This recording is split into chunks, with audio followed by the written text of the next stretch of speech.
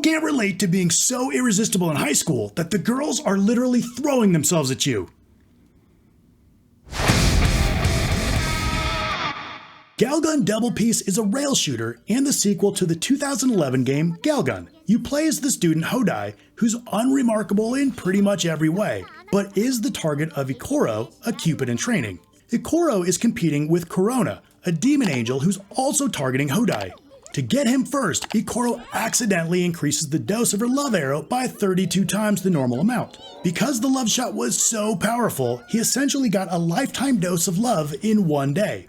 So not only does this make every girl at the school lose their freaking minds trying to win his affections, but it also means if he doesn't find true love by the end of the day, he'll face the rest of his life alone. You know, as silly as the game's tone is, this conflict has legitimate stakes, and I found myself really wanting Hodai to succeed.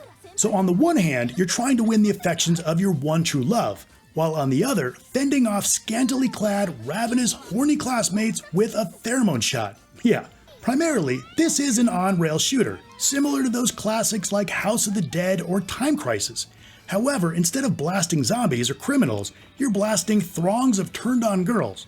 The premise alone could have led to a shallow gameplay experience, but Galgun Double Peace has enough depth to be good fun, albeit in small doses. Since it's on rails, you'll mostly focus on controlling the reticle rather than where you move. However, you'll have the ability to select different paths on occasion. Each stage is a different area of the school, with fun locations like the swimming pool and changing rooms all represented here. Popping up from a hole in the floor of the changing room at the perfect underskirt height was a highlight. You earn points based on how well you play. You'll earn bonuses for speed, accuracy, and targeting each girl's unique, spot. Using your X-ray zoom, you can find hidden collectibles, additional girls, or scan to learn about each of the girls. You can spend your points in the Academy shop, which has a variety of items ranging from a groin protector for increased defense against girls emitting dominatrix energy, yep, to more camera angles for Doki Doki mode. Oh right, that's a thing. By building up your heart meter, you can lock onto up to 3 girls and activate the field. These lucky ladies all lie in provocative positions while you touch or rub parts of their body.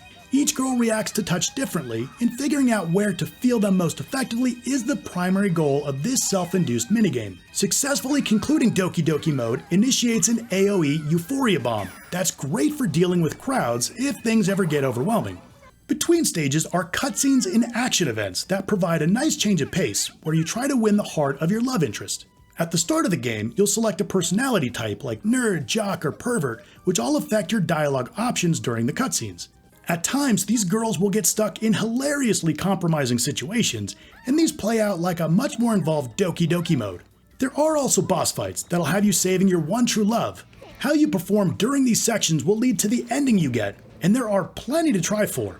Playing through a single run will take only a couple of hours, so there's a lot of replayability since you can pursue different romantic routes with several girls. For example, Hodai's childhood friends Shinobu and Maya are selectable alongside the angel Ikoro and the demon Corona. Further, the storylines and even some stages change depending on which route you choose. However, the general gameplay loop remains the same, and unfortunately the lack of challenge, even on expert difficulty, can make the progression monotonous in long sittings. So I recommend playing in small doses to keep the experience as fresh as possible. Now, I wouldn't expect the game to be taxing on hardware outside of a toaster, and thankfully Galgun Double Peace runs super smooth regardless of the platform. The frame rate never dipped, and I didn't experience any bugs either. The visuals are vibrant, colorful, and the character designs are great, but I think they present a little better on the Switch than the PS5. That probably has more to do with expectations than anything else. There are just some textures that are noticeably low res, and a few more polygons on the character models could have gone a long way. Now that's not to say it's a bad looking game, but just a little bit more time polishing the visuals could have made this game really pop. One aspect that's impressive is how each of the girls throughout the stages have their own identity, viewable in their handbook in the roster menu. On the quest to completion, it becomes natural to recognize each of the girls and gradually form favorites. The Galgun games are perfect examples of guilty pleasures. Their perversion and debauchery are simplistically presented in ways that I can't help but find endearing. And should you ever get really into the game and not notice anyone who might judge you for playing this walk into the room, you can quickly switch the screen over to a still shot that makes it look like you're playing an old school RPG. So there's that.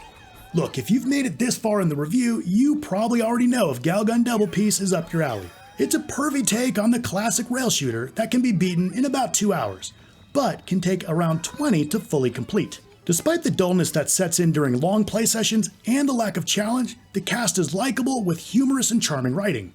The moment-to-moment gameplay is fun, and there's enough variety to keep it interesting in small doses. Plus, there's an impressive degree of content here for those who find themselves invested in the experience.